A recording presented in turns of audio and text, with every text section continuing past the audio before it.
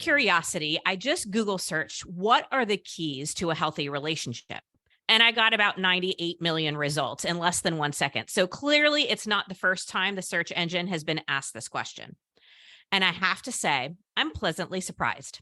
At the very top of my page where the answers were, it said things like honesty, respect, empathy, commitment, acceptance, self-awareness, and confidence. And you know how happy it made my soul to see confidence on that list. And what I like about this list is that it applies to all types of relationships: romantic, friendship, family, and professional. But do you know what was at the top of pretty much every list, link, and article on the topic? Yep, you guessed it, communication. The key to healthy relationships of any kind is communication, which makes a ton of sense and also explains why so many of us are struggling to find, create, and build healthy relationships. Most of us suck at communication, especially when we're hurt, angry, feeling uncertain, or in a messy stage of our life. Before you feel personally attacked, I'm right there with you. Where are those communication classes in elementary school? Sure, you can get a communications degree in college, but shouldn't it be required coursework our entire lives if it's the greatest key to us having healthy relationships? Most of us have not only not been taught the skills to communicate well, we've been taught the opposite. We've probably observed more examples of ineffective communication than anything else. Think about it for a second. Were your parents good examples of this? Your first love? Your first boss? I'm going to take a stab in the dark and guess the answer for most of us is a hard no. I am Nicole Kalil, and you can put this episode of This Is Woman's Work under the category of shit we should have learned, but didn't, and now it's wreaking havoc in our lives. Today, we're going to develop the skill of communication, especially communicating the hard stuff. Here to support our learning is Dr. Cassandra LeClair, communication consultant, author of Being Whole, and a motivational speaker who's an expert on communicating in relationships and improving connections. Her mission is to educate people on how to understand their own communication patterns in order to build effective and healthy communication that enhances their professional and personal relationships. Cassandra, thank you so much for being here. I'm going to start under the assumption that everyone listening believes that communication is an important skill. And so we don't need to convince them, but I want to dive right into the deep end. So why is it so freaking hard to communicate effectively? I mean, first of all, thank you for that wonderful introduction. I couldn't have asked for a better setup for the importance of communication. And to dive right into the answer, it's exactly what you said. We're never taught the proper ways to process our feelings, to manage our emotions, to express what we need, to really have those hard conversations. So from childhood, we adapt and learn from other people's reactions to us, responses to us, to our own internalized feelings, and then those become our patterns. So by the time we get, especially into adulthood, where we're navigating a lot of stressors or different relationship issues, or maybe not able to express our emotions or talk about things, it is a pattern that has been ingrained over and over and over since our childhood. So then we're at this place where we're unlearning these things. At the same time, we're trying to learn new habits. And that's difficult because we get stuck in our ways. 100%. And I had a feeling childhood had something to do with it. So Yeah. let's maybe start there. What are some tips or ways that we can begin to understand or identify our own communication patterns, those things that, we learned unconsciously that we may want to be paying attention to and determine whether or not we want to unlearn, replace, or build in a different direction today? Absolutely. And I think, in particular for women, a lot of this has been something that has been ingrained in us a lot of times to not necessarily be able to express our needs or to even talk about things because we have been raised to be people pleasers or to be accommodating or to be nurturing or to put others first. And then especially when you're in roles where you feel like you have to do that, your own thoughts and feelings can kind of really take a back seat your whole life. So the thing that I really suggest to people is not only it's two things that sound like they're the opposite, but they both have different purposes. So number one is start to look at those areas where you're resentful, where you're stressed out, where you're a little frustrated, and see if there are threads there. Is it because you feel overextended because then you've said yes to too many things and you didn't know how to tell people no? Is it because you're frustrated that other people aren't picking up the slack at home or at work, but then have you talked to them about your frustrations? You know, a lot of times we have kind of this underlying resentment or frustration that bubbles up within us, but we're not really articulating, you know, how it has come about. You know, we're mad in the moment, but not realizing like everything that's led up to it. So really understanding, is there a place in your patterning of your own communication where, you know, you're letting things go for too long and then you're mad about them? And that's normal. That happens to everybody. So this is not a shame-filled thing where then you have to beat yourself up at all. It's more of that awareness of recognizing, oh, okay, I actually am really annoyed by this specific instance, you know, whether it's not my partner isn't unloading the dishwasher or somebody's always 5 minutes late or whatever it is. So what can I do to regain some control before that frustration bubbles up? And so often the answer to that is, oh, I need to set better boundaries, or, oh, I need to look at where I'm saying yes to, or I need to understand my reactions to this other person. So looking at kind of that frustration can be a good thing. The flip side of that, like where I was saying, it sounds like I'm giving two pieces of advice that are opposite, is also then look at those areas where you do feel good as well. Where do you feel seen, heard, and valued? And what is happening in those moments? You know, and that's something that we often fail to do in relationships is we get really focused on the nitpicky things that other people are doing that frustrate us or bother us.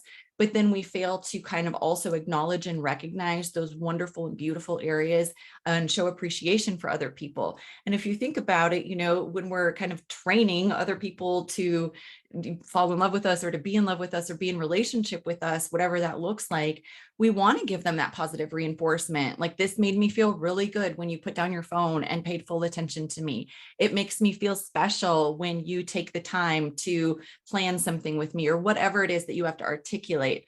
So I think the both of those things, what those are doing is it's helping individuals assess, what are your needs? What are your preferences? Because communication, like anything else, it's not a one and done. It's not a one size fits all. It's not going to look the same across your relationships.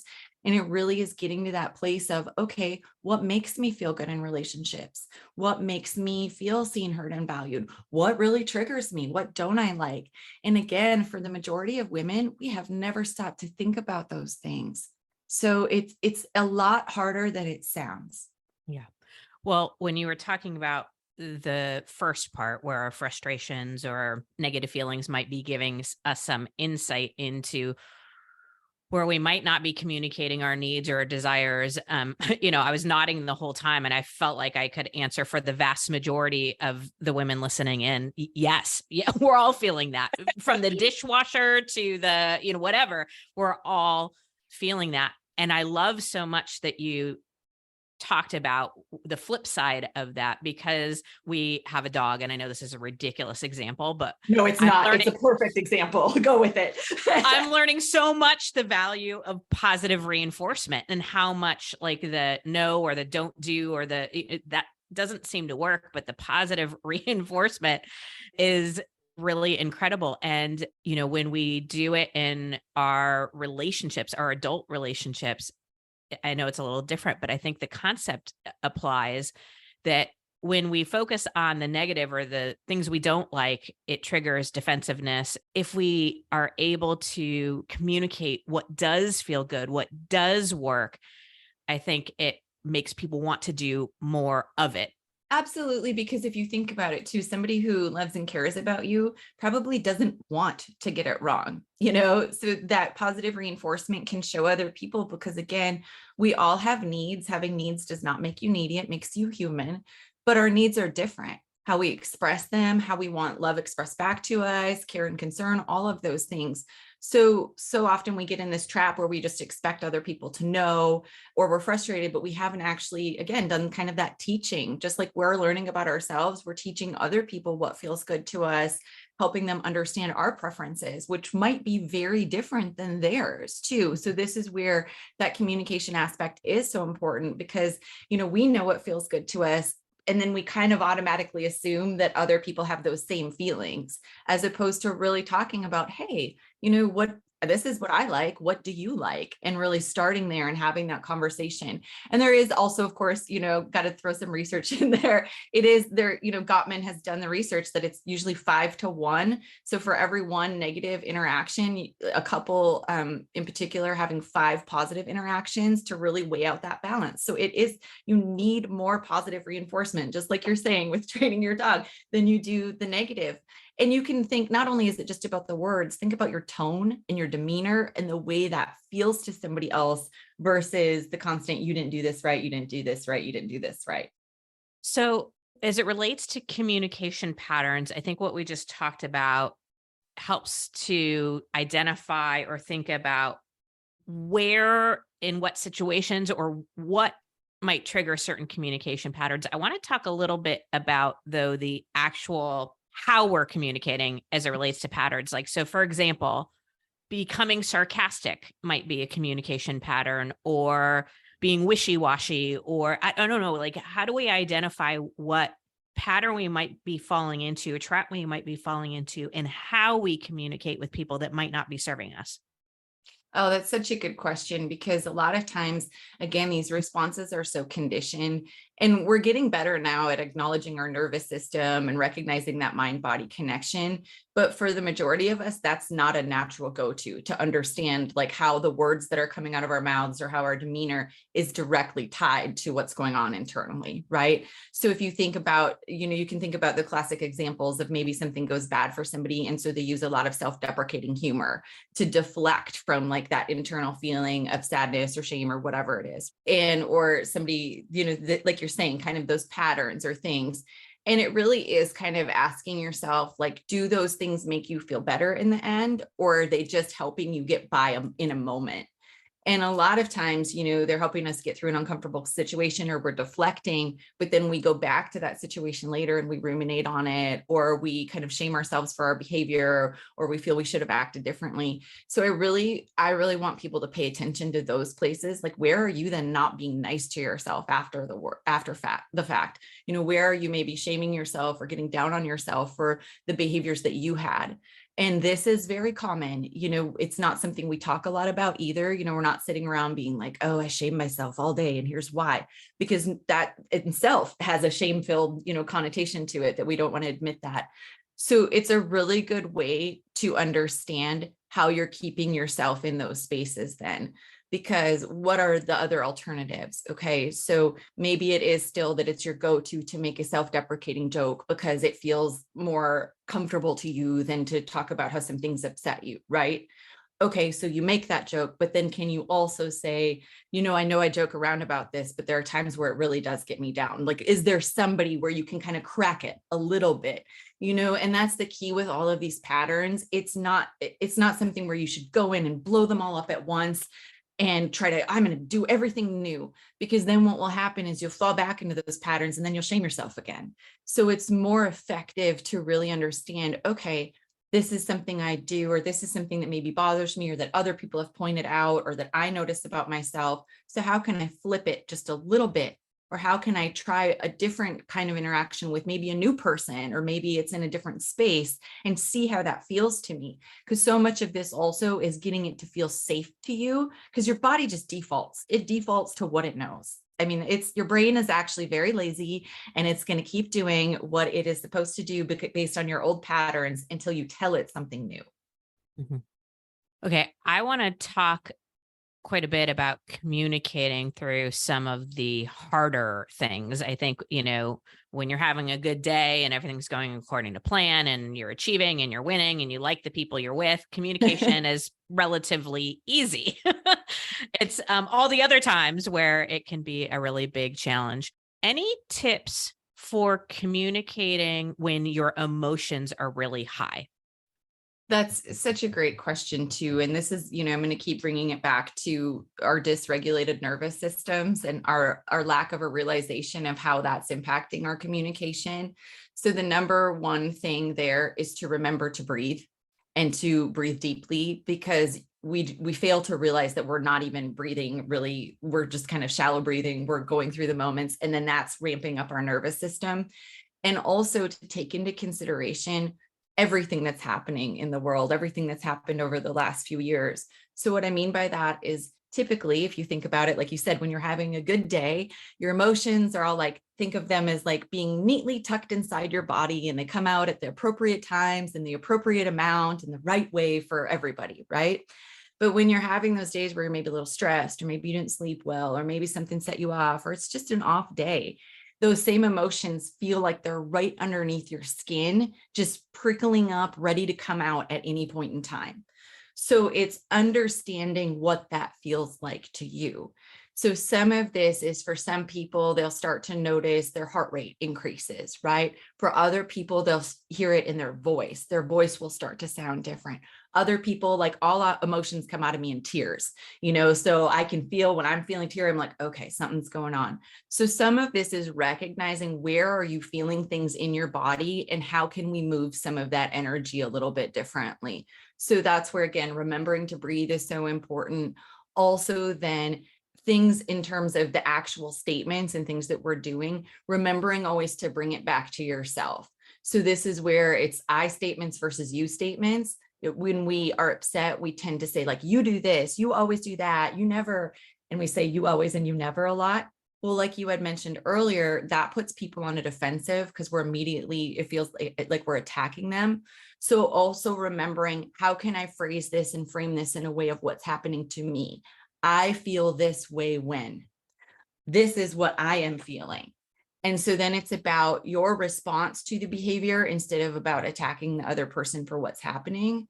And so this is so important too, because it can help you then understand, again, your patterns. And this is why I'm so big into, journaling, keeping a note in your phone, even if you just keep a tally of, like, I was frustrated that day, and see if you can see any themes or patterns.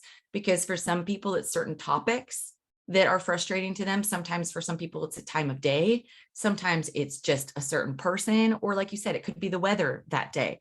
So really understanding, okay, I am actually activated right now, and stop looking for the reason why too. And if that helps you to figure out why, then by all means. But sometimes we get so caught up on this, why am I feeling this way, that we search for that instead of trying to understand, okay, well, I am feeling this way right now. So what am I going to do about it? And I'm going to remember to, like, again, calm my nervous system a little bit, take a break, take a deep breath. And if you can feel yourself kind of like ramping up internally, also, can you acknowledge that to other people? Can you ask for breaks when you need to, especially in those difficult conversations or conflict situations, before things do escalate more? And this, of course, is really hard. And this is where it's hard to catch it in the moment. And it does take practice. We all snap. We all have moments of emotional reactivity. So again, instead of beating yourself up for those, being like, okay, what could have led to that moment? What maybe do I want to do differently in the next moment? And how can I understand what's happening to me then? And so again, it's like, can you start to understand your patterns of when you feel overwhelmed? Okay, great tips in there. I'm going to keep my commentary to a minimum, because I just want to ask a bunch of questions. My next question, and this might play out more in the workplace or with family or extended family. Any tips for communicating with people you simply just don't like? I mean, we have to do it, right? I'd love to tell you we can just only talk to the people that we love and enjoy, but that's not reality, right? So it helps to remember the purpose of why you're communicating, and stop focusing on the fact that you don't like the person. Because if you don't like the person, or they irritate you, or there's bad blood there, history, or what have you, you probably can't change that, right? So instead, okay, and this can happen a lot of times. I work with a lot of divorced couples too, in co-parenting situations. You're tied to that person if you have to share custody and what have you. So instead of focusing on your relationship, what is the task? Okay, the task is that I am co-parenting with this individual over this child, and here is what I am trying to do, and continually bringing it back. Same way in the workplace. Okay, I do not like this coworker, or I do not work well with them, but this is the task. And And that can be helpful. And I know, again, that sounds really simple, but it's not what we do. It's not our regular go-to. Our regular go-to, again, because we have all those feelings and emotions living inside of our body, it's to go back to that hurt. It's to go back to that frustration. It's to go to that place. And then we start every interaction from that place. So instead, it's like, okay, I don't have to like this person, but what are our tasks and what are our goals and how can I get there? How can I not allow their, whatever they're doing that frustrates me then to ruin the rest of my day? And sometimes it is a little bit about compartmentalizing too. Unfortunately, like, okay, I'm going to have this interaction, or I know I have to talk to this person every day. So that's what I'm going to do. So then after the fact, can I give myself like a 5-minute buffer before I go into the next interaction? If you know it's somebody who really agitates you or that it is upsetting to you, can you then take a little bathroom break after that interaction, or go have coffee, or just go to your office and hide a little bit, or whatever it is, to reset, instead of then letting that interaction carry through the rest of the day? I love the idea of focusing on the task, that as opposed to the relationship or what you don't like about the person. That spoke to me like directly. I want to talk about this concept that I think a lot of us have, that if we're good communicators, and I put it in air quotes, if we're good communicators, then people will react and respond in the way we want them to. Is that a good, not good, healthy, not healthy, appropriate, not appropriate way of defining good communication?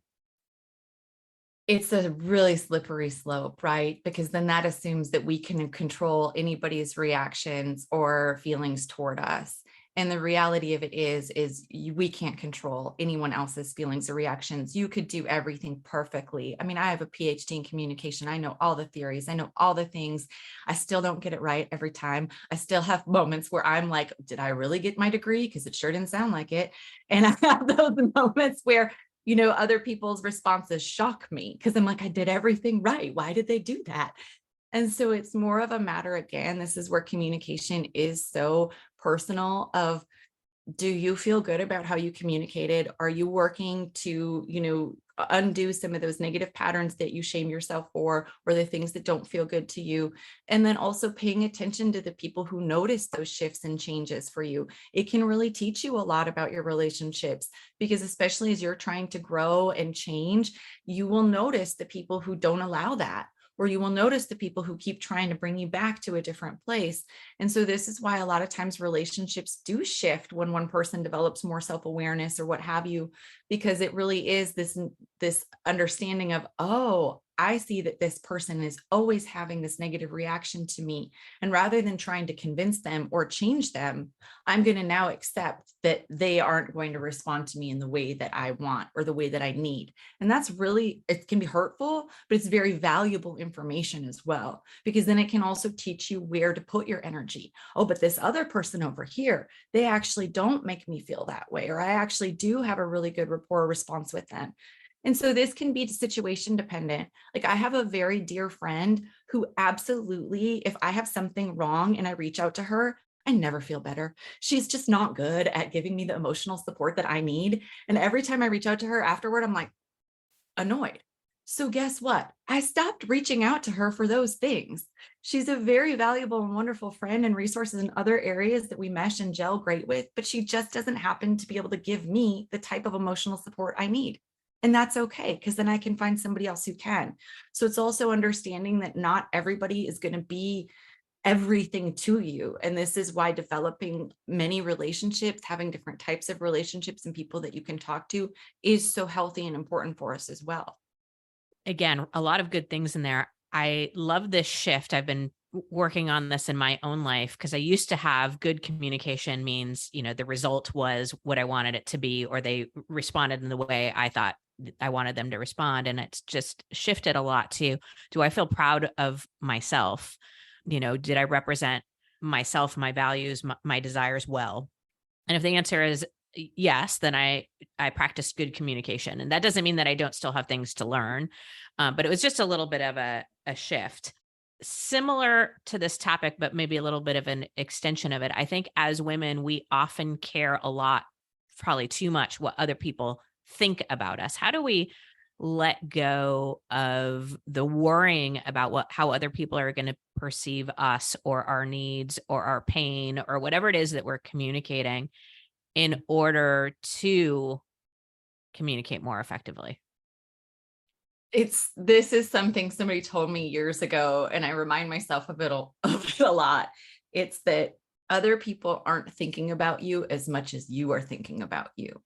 So we get so wrapped up in what other people think and try to remember that they're doing the same thing about themselves. They're wrapped up in what you're thinking. So we're all wrapped up in what other people are thinking about us. And it is actually rare that anyone else is spending that much time thinking about us and our behaviors, right? So some of this, again, too, it unfortunately, not trying to bring everything back to childhood, but some of this is a lot of conditioning, and for some people, you can pick back a certain memory where somebody made you feel small or somebody made you feel bad, or you wanted to, prove to somebody that you were more valuable or what have you. So sometimes it really is, again, looking at your self-esteem with things. Okay, am I impacted? Is my self-worth impacted by somebody else's negative opinion of me? And if so, why? What power do they hold over me? Okay, is it because I highly respect them and I want them to like me? Or is it just a deeper fear that I need to please people and need to please other people? And honestly, for myself, it was a deeper fear. It wasn't about anyone else. It was my own insecurities. It's my own self-worth, my own self-awareness. So unpacking that is really hard, especially honestly for a lot of women, because we go around and we have this facade that we have everything going on, that we're managing everything. And so then to have this inside feeling not match what people see on the outside, it makes it even harder to talk about. So really being able to even worst case scenario it for yourself. Okay, if this person doesn't like me, or if this person doesn't respond to me, what is actually going to happen? Not the storyline your brain has told you, but what is actually going to happen? And can you live if that person doesn't like you? And the majority of the time, the answer is yes, right? Mm-hmm. And really trying to understand, why is it so important that I get this other person to like me? And those are uncomfortable things to think about, really. And that's why we don't. It's much easier to stay in these patterns than it is to kind of look at the why we do things or to try to uncover that. And again, if you notice that you're doing it, it doesn't mean like you have to shame yourself and, oh, you're a terrible person or a terrible communicator. It's like, I like to use that as data and think about the data as power for yourself. Okay, but this is how I can be more in control of this, or this is where I do notice myself, like kind of trying to get other people to like me. And sometimes it can be in insecurity. Sometimes it's in big groups and it reminds you of being in 7th grade where you weren't, in the group or whatever it is, right? And those are very valuable experiences that can show us you just have a little more to heal, so tell that part of you, tell that piece of you, like, we're not in that situation right now. And give yourself, sometimes it is like giving yourself that pep talk and reminding yourself of this situation of where you are now and how you can change and grow. And worst case scenario, if that person doesn't like what you said, there probably is somebody else who does like what you said. I feel the greatest example where that plays out in my life is anytime I have to say no. That's where that, like, oh my gosh, I'm going to let people down, or I'm going to send a message that I don't care, or that I'm selfish. And I know Yeah. that that's a deep rooted thing. It's not about any one person. It's just anytime I'm in a position where I want to say no, that's where that comes up for me. So any tactics or tips around communicating your no in a way that works? This is so hard. It is. And I just want to really acknowledge that for I'm people. so glad it's not just me. No, it's not. It's not. And I really want to acknowledge that point, because it sounds, again, so easy. You see all those memes like, no is a complete sentence. It's like, yeah, but I don't feel comfortable saying it. Like, Yeah. and so it really. So is fuck you, but I don't, Right, run around right, and but I say that don't. to a lot of people either. Right. And so much of this too is like, and this is not only true, in the research, but I have to do this personally. And that's why I want to say again, this is work. This is not just like, oh, I read about this and now it's all working out for me. It's a daily practice of recognizing, okay, if you say yes to things and then later on you're energetically depleted, or you're looking at your calendar and you're frustrated, or you're becoming resentful, why are you so willing to give that energy to somebody else, but not protect it for yourself? And so I've trained, like kind of talked to people about looking at it as self-harm. If I am saying yes to things and if I am not able to say no, then I am harming myself. I'm harming myself by overloading my schedule, by feeling like spread too thin. By then I am snapping at my kids because I'm stressed out. You know, it has this ripple effect, right? So the discomfort of saying no lasts way, way less time than the discomfort of saying yes to something that I don't want to say yes to, right? But it's hard because in that moment, I am absolutely the yes person who will say it. And then after the fact, be like, oh shit, why did I do that? You know, so it's really, that's where, again, the breathing can help. Like take that breath and then say the uncomfortable thing. And sometimes there are just different ways I have to phrase it for myself, not for the other person. You know, somebody will ask me to do something and I'll say like, you know, that sounds like a really great opportunity, but I'm not available at this time. That feels better to me than just saying no. Like, Mm-hmm. and so some of it really is in like, what is the phrasing that feels good to me? Or what is the way that I can say no without feeling that I had to give a big explanation for something too, because you also don't owe somebody your whole life story if you don't feel like engaging with them or doing something, right? So it's learning to sit with that discomfort in yourself a little bit and telling yourself, okay, this feels uncomfortable right now, but it takes away all of this discomfort for myself going forward. And again, also looking at your relationships with people. How many times have people told you no, and then you've just like been like, oh, I hate them, I'm never talking to them again? Chances are not as many as the times where people have told you no and you've been like, okay, cool, I'll find somebody else, or let me move on. Or maybe you're slightly irritated, but you get over it. People are going to do the same for you, right? And that's, again, another chance to recognize, oh, well, this person doesn't. This person gets very frustrated with me. And that can teach you a lot about that space as well. Okay. I want to close us out with any just general communication tips. Like I've been told it's always better to ask questions than to make statements, or be a good listener. That's a really effective part of communication. Any just general tips, things that if somebody was like, I just want to be a better communicator, where do I start, that you would throw out? One of my favorites is to be curious. So we often go into interactions, we've already created a whole storyline, or we've created like our response and what they're going to say back, or we project onto people. So really reminding myself, especially in conversations where I do already have an opinion or I am a little upset, is trying to stay focused. And how I do that is I remind myself, be curious about what they're going to say. Be curious about where they're coming from. Try to be curious about their feelings. And that helps me, instead of feeling like I'm placing judgment on it, or I know exactly what they're going to say, or preforming my response or my reactions. And a lot of times people surprise you again. And that's going along with, like you're saying, asking the question, okay, I'm curious about this. Can you explain that more to me? Or that's different than how I would feel about it. So can you tell me about that? And allowing them to express those feelings instead of me placing, my assumptions on what they're saying. I think that's an excellent tip, and something I am working on in all aspects of my life is to start with curiosity. I also would add, for me, is just having the communication be the communication. And what I mean by that is I tend to take a 5-minute interaction or communication and turn it into a 5-hour conversation in my own mind.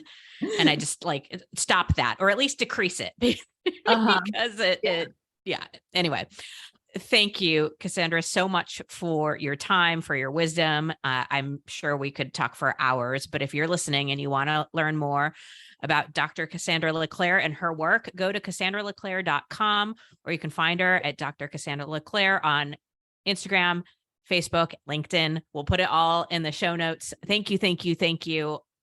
This has been excellent. Thank you for having me. I'm so glad we got to have this conversation. Oh my gosh, my pleasure. Okay. Well, friends, this ends our masterclass on communication. And as is true with all learning, we learn best through experience. So I don't want this to be a half an hour where you got some good theoretical tips. I want you to put into practice what you've learned. That's how you develop any and every skill. So what can you practice today? Maybe it's identifying some communication patterns that have been running your mouth for you without you even being aware. Maybe it's communicating something you have strong emotions about more effectively. And something I've learned from my work with confidence is Put the energy and the focus on the things that you can control, the action you can take, the choices you make. Being curious, the way you're showing up. It may work out beautifully, but it also may not. But the outcome isn't the goal here. Practice is the goal, because practice makes progress. And since very few of us were taught effective communication along the way, we've got lots of practicing to do. Communication. It's not just woman's work, it's everyone's work.